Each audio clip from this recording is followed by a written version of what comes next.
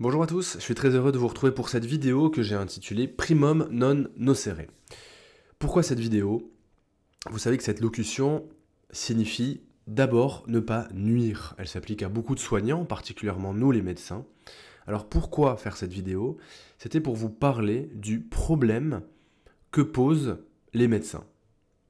Ça paraît incroyable parce que spontanément dans l'esprit de tout le monde, quand on voit voir un soignant ou un médecin, c'est parce que quelque chose ne va pas bien et cette personne va pouvoir apporter de l'aide.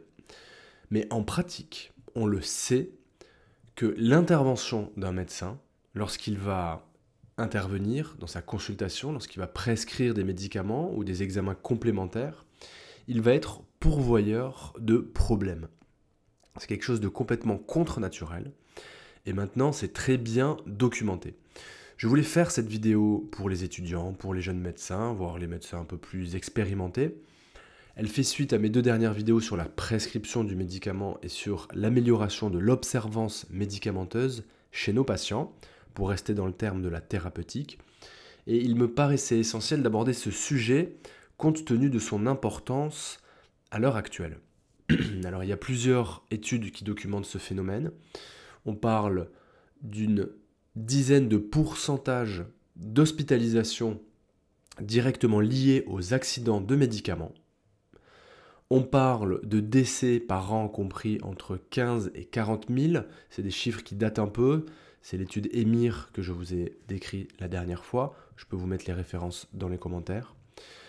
Et on parle de plusieurs centaines de milliers d'accidents médicamenteux. Tous ces chiffres, un peu aberrants, ils illustrent le fait que le médecin est responsable directement de problèmes, de complications qui n'auraient pas eu lieu sans l'implication du médecin, par sa prescription, par ses conseils ou par les examens complémentaires qu'il recommande. Le problème de la iatrogénie est évidemment essentiel, j'ai parlé de ces chiffres. C'est le problème des médicaments, le problème des effets secondaires qui vont être responsables de complications médicales, d'hospitalisation, de problèmes aigus ou chroniques. Et c'est également le problème de la technique. Le problème de la technique, c'est ce que j'appelle les prescriptions abusives d'examens complémentaires.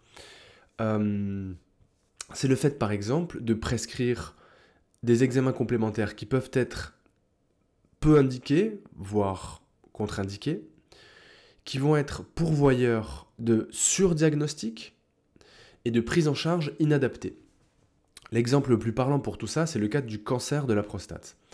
Il y a quelques années, on diagnostiquait énormément de cancers de la prostate, notamment sur des IRM, qui étaient infracliniques, des cancers de quelques millimètres. Lorsqu'on réalisait ces IRM, on découvrait ceci, et ça donnait lieu à des opérations chirurgicales lourdes, complexes, en nombre beaucoup trop important. En gros, on a enlevé des prostates, on a surtraité des cancers qui ne se seraient jamais développés, et bien souvent on s'est rendu compte que les gens mouraient d'autre chose que de leur cancer de la prostate. Le fait d'avoir prescrit des examens a amené un surdiagnostic et une surmédicalisation. C'est le cas également, par exemple, des nodules thyroïdiens. Il y a quelques années, on diagnostiquait énormément de nodules de la thyroïde et ça donnait lieu à des thyroïdectomies massives. Alors, aujourd'hui, on sait que dans le cas du cancer de la prostate, comme dans le cas des nodules thyroïdiens, on a des stratégies différentes de surveillance active, mais il est évident que si ces deux problèmes ont été bien étudiés, il y en a bien d'autres de surdiagnostic dus à la surprescription d'examens complémentaires, donc directement prescrits par le médecin. Voilà ce que c'est le primum non nocere, d'abord ne pas nuire, c'est-à-dire peser l'intérêt de prescrire un médicament et de prescrire des examens complémentaires. Tout ça pour vous dire que soigner, c'est parfois ne pas prescrire. C'est assez compliqué pour beaucoup de patients, mais soigner, c'est parfois ne pas prescrire. C'est parfois assumer le fait de ne pas prescrire un médicament, de ne pas prescrire un antibiotique, de ne pas prescrire un inhibiteur de la pompe à protons, ne pas prescrire un anti-inflammatoire, une corticothérapie. Les patients, dont nous pouvons être parfois patients nous-mêmes, on est en demande d'un médicament pour nous soulager le plus vite possible. C'est humain. Tout le monde comprend ça. Mais il faut opposer à cette réponse insistante des patients une assurance médicale, un savoir médical, un savoir-faire, un savoir-être, qui va peser le rapport bénéfice-risque de la prescription médicamenteuse et qui va pouvoir assumer le fait de ne pas prescrire. C'est par exemple assumer le fait de ne pas prescrire une antibiotique lorsque le patient présente une probable virose, un syndrome infectieux. On connaît tous la surprescription d'antibiotiques. C'est le fait d'assumer de ne pas prescrire des anti-inflammatoires chez quelqu'un qui se plaint d'une douleur, pour lesquels nous savons que les effets secondaires seront bien plus dommageables que la prescription et les effets primaires de ce médicament. Et pour ça, je vais vous donner dans cette vidéo plusieurs méthodes en pratique pour assumer cette non-prescription. Bien soigner, c'est aussi déprescrire. Qu'est-ce que ça veut dire déprescrire? C'est le fait de se repencher sur l'ordonnance de nos patients et de remettre en cause chaque ligne des médicaments qui se présentent à nous. Déprescrire, c'est le fait d'assumer de ne plus prescrire certains médicaments qui étaient prescrits depuis des années pour des patients. Alors, ça peut paraître un peu bouleversant pour bon nombre d'entre eux, parce qu'ils se sont habitués durant des années à prendre telle molécule. Ils se sont imaginés à tort ou à raison qu'elle était pourvoyeur de beaucoup de bénéfices, de leur forme, de leur absence de maladie. On sait que, au-delà d'une certaine durée, les hypnotiques, il faut les arrêter, donc il faut les déprescrire. On sait que c'est la même chose pour les inhibiteurs de la pompe à protons. S'ils apportent un bénéfice pendant quelques jours, quelques semaines pour certaines indications, dans une immense majorité de cas, il faut les déprescrire. C'est valable pour énormément de médicaments, parce qu'il y a en réalité très peu de médicaments que l'on doit prendre à vie. C'est en fait assez rare. C'est peut-être l'aspirine, peut-être les hormones thyroïdiennes, des antiépileptiques, évidemment j'en oublie, mais même ces médicaments qu'il faut prescrire pour une très longue durée, parfois à vie, pour une petite proportion d'entre eux, il faut parfois diminuer leur posologie, il faut parfois les suspendre, voire carrément les déprescrire. C'est-à-dire qu'on explique qu'on ne prescrit plus de ce médicament, peut-être qu'on diminue sa posologie progressivement, mais bien soigner, c'est surtout déprescrire certains médicaments. Le cas de la pathologie est très parlant.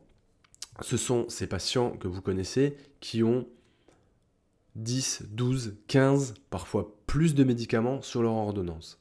Ces patients ont différentes pathologies, ils ont beaucoup de problèmes de santé.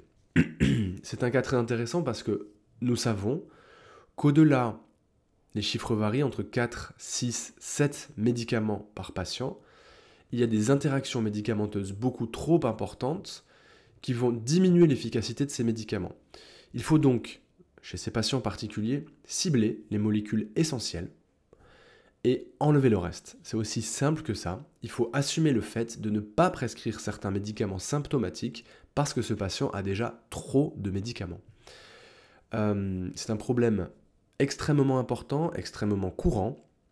Au-delà de 6 médicaments, on arrête l'ordonnance et on se débrouille pour ne pas prescrire plus de molécules. Alors tout ça c'est bien beau de dire de ne pas nuire d'abord, de ne pas prescrire de médicaments, de ne pas prescrire d'examens complémentaires, mais alors comment on fait en pratique? Parce que vous savez bien comme moi que les patients en souffrance sont insistants, on a besoin de leur apporter une réponse. Tout d'abord, comme toujours, le temps. La pédagogie, les explications. Toujours.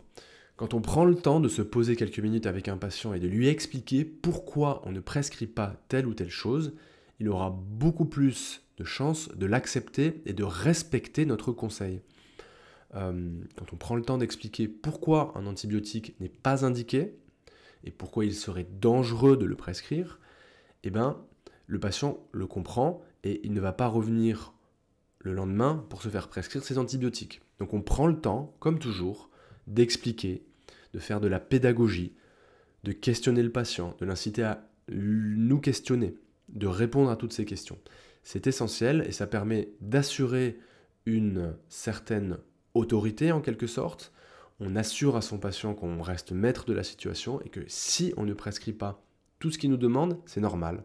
On le sait, on l'assume, on explique.